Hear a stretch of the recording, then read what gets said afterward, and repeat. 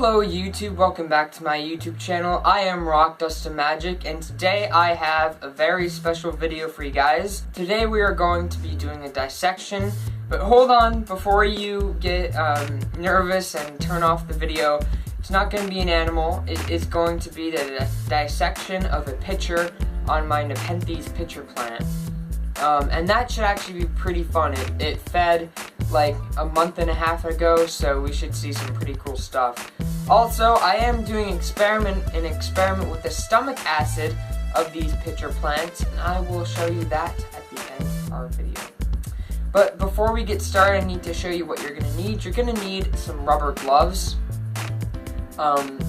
Any kind really works. You're just going to need some rubber gloves.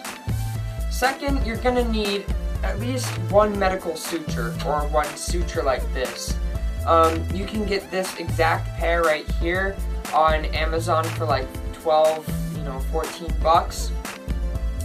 You're also going to need a smaller, more fine-tipped pair of tweezers. This you can find on Amazon.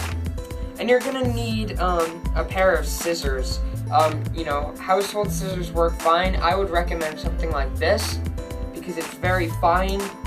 These are called capillary scissors. I found these at the bookstore of Ohio State University, but they're kind of hard to find. I would recommend looking also in a medical supply store. They will definitely have them there. So those work. These can work. These are more for cutting fabric and harder tissues. These you can find at Walgreens, and of course you're going to need a pipette. And the pipettes look like this, or an eye drop. These are called eyedroppers. These work fine too, and this you can find at your local natural pantry or store like that. So let's get started, and I'm going to show you right now the best way to cut the pitcher off your plant, which will minimize the risk of harming your plant. So here we are, and this is my Nepenthes pitcher plant. It's about 2.5 years old now, and as you can see, it has many full-grown pitchers on it, and I'm gonna go for the oldest one, which is right here, the one down there, and we're just gonna snip it off as the closest we can to the leaf that the stem started from, and we want that amount of stem to stay there, so it doesn't just stay on the leaf and start to rot, because then it'll rot up the leaf. And also we want it to have fed a longer time ago, so it has digested all of the food it ate. And let's go now into the dissection part.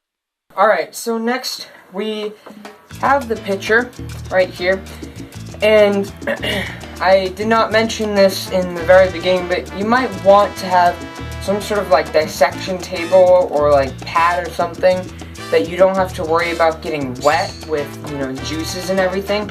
This is just the lid of a 2-gallon aquarium I used to own. And I thought it made a pretty good table, because you are going to want to clean it off after every, dissection and everything. So let's start, and if you notice I have this little jar right here, and that is why you need the pipette. If you are interested in collecting the fluids from inside the pitcher, you're going to need your pipette to reach down inside to the pitcher and suck up the juices and put it in here, because I'm doing an experiment with this, and I will show you that at the end of the video. But before we can access this, we're going to have to cut off this top part right here. So you're going to want to cut this top off right here. We're just going to cut that right off like that. Now, what this top is used for, you may ask, is it is to keep, it's used to keep rainwater out of the pitcher, because otherwise that will dilute the acid, and that will make it harder for the plant to digest a meal. So that's why that top is there. So we'll put that aside. And taking it off just makes it easier for us to reach in with the pipette. But in fact, I like to cut down even a bit more so it's straight like that, so we don't have, you know, too hard of a time going down into the gullet, if you will. I'm just going to stick that right down. I'm going to suck up the fluid and just drop it in to your little cup. And if there's more, you can suck the rest up. Now you may be wondering why I am collecting this fluid, and the reason is because I am doing a series of experiments with it. We can now put this fluid aside.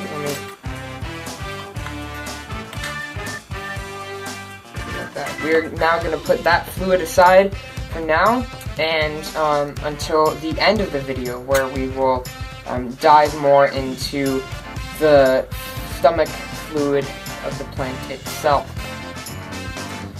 So now we're going to start cutting. And how we do this is this tail part here that we left on for cutting off the plant, for when we were cutting the picture off the plant, just going to snip right there at the base. And it's going to go flying over your table. You just pick it up. So now, instead of cutting from the bottom up, which you can do, but it will spill the contents of the stomach and, you know, the juices, we're going to cut from the lid down, from the lip down, and go down right to the very base. And now we can spread it out like this. So, in fact, I'm even going to cut it all the way down to the base right here, so we can spread it out completely. So if you can't see, I'm sorry, but if you see all of these like little dots right here, those are acid producing organs. Let me focus on it. Those are acid producing organs, and those will slowly leach stomach acid out into the pitcher to digest its food. And there actually is still a beetle in here, and we can pull that out for you to see. And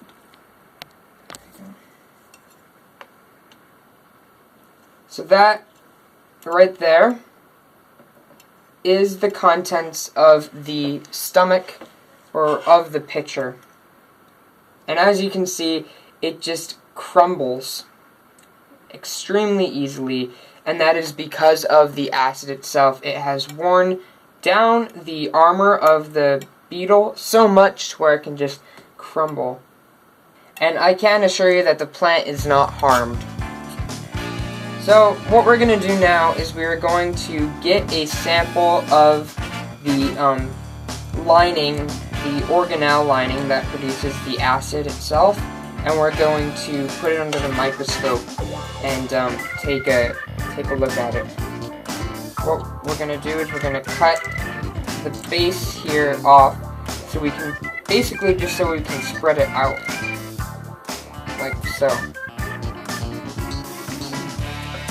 And all you have to do is cut right here.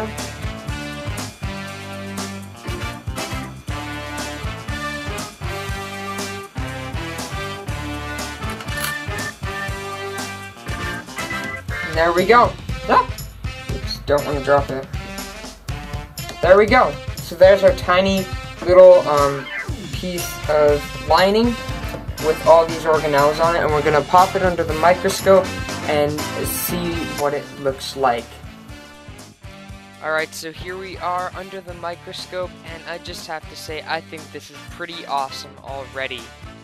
So if you can see all of these individual, like, tiny black specks, not the really big black one, but the smaller black dots, those are all nuclei of each individual cell that make up the tissue of the surrounding pitcher plant, which I think anyway is pretty awesome. And if you can notice, that big darker line going into the big black organ there, what that is it's basically a pathway that connects all the cells together in that big organ to release acid. So the acid, the stomach acid, will travel down there into the organ and release the acid. And if you notice, that big organ is composed of smaller cells as well. And I think it's pretty cool if you change focusing a little bit, you can see all the cells around it that are making it up. So it's quite interesting. This is very, very cool in my opinion anyway. So if we focus in a bit more, we can actually see the cell walls of all of these cells here, which is, in my opinion, pretty amazing. And so these aren't just your regular cells, they're actually pretty special because they are designed to withstand the acid in the pitcher itself. Because if they couldn't withstand it, obviously the acid would eat through the wall of the pitcher and the plant would get nothing done. Um, so these cells are coated in a mucousy-like solution, and you can actually feel it if you rub your finger along the inside of the pitcher. It's kind of waxy and greasy.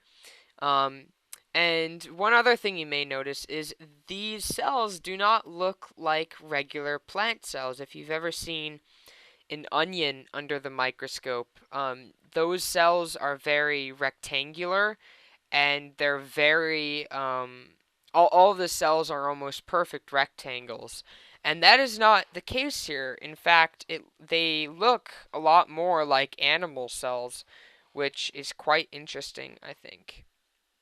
And so let's change to a higher power because I really want to zoom in close on these cells. Alright, so here we go.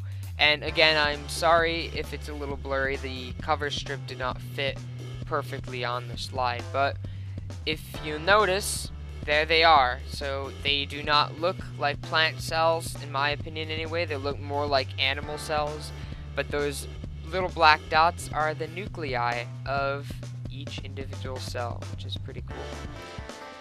So that is the inside of a pitcher plant under the microscope, and I hope you enjoyed that. And stay tuned, don't turn off yet, because I am going to show you right after this the experiment and other experiment that I am doing. So stay tuned.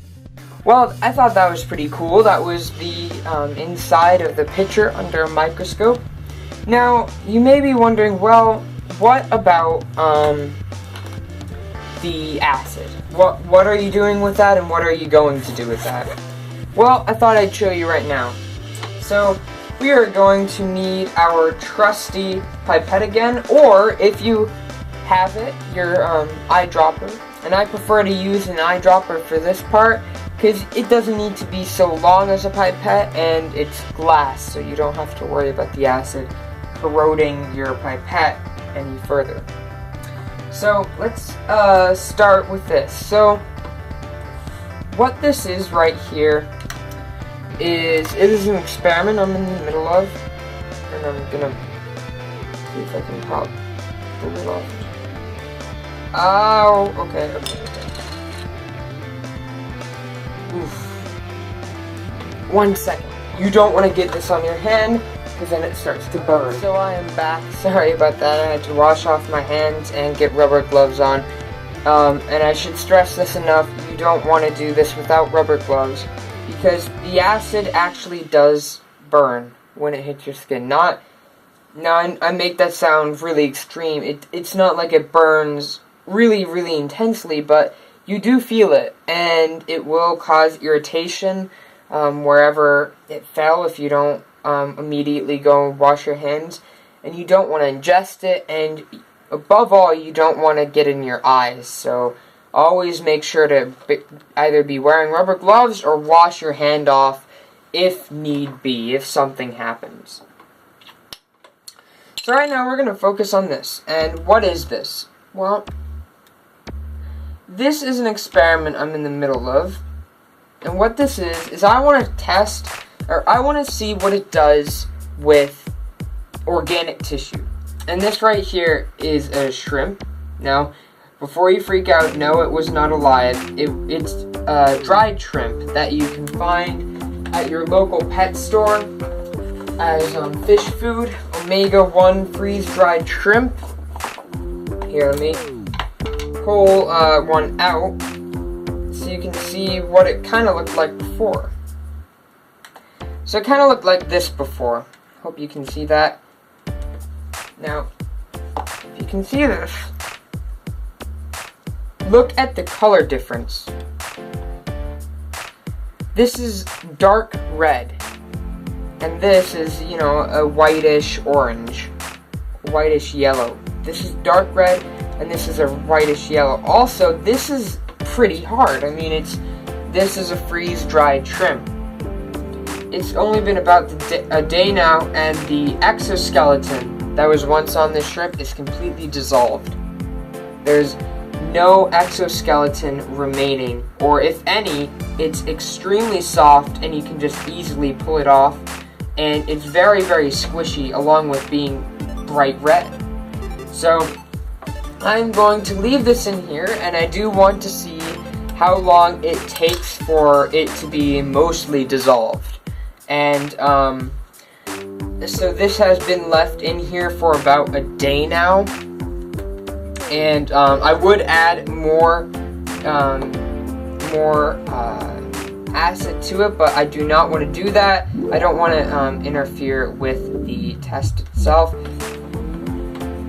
So I do have another test that I plan to try, and I want to see how this acid reacts with metal. And that will give me an idea of how strong the acid is, and in a future video I will show you the pH of the acid when I get some pH paper, and when the both experiments have progressed a little bit. So this is going to be a little bit like the bio bag, except it won't nearly be as long as the bio bag was in between videos. So I hope you've enjoyed this video. But before we go, I'm just going to add the acid to this cup. And we're back, and this time with a piece of aluminum foil. And what I'm going to do with this is I'm just going to tear off a little bit of the foil and dunk it right in here. And actually, we might add a little bit more to float on the surface, at least by a little bit. So that is going to do it for today, for our video. I really hope you enjoyed it, and I will definitely keep you posted on what goes on with the foil, the metal, and the shrimp. So thank you guys so very much for watching. I hope you enjoyed. Make sure to comment, rate, and subscribe, and as always, live green.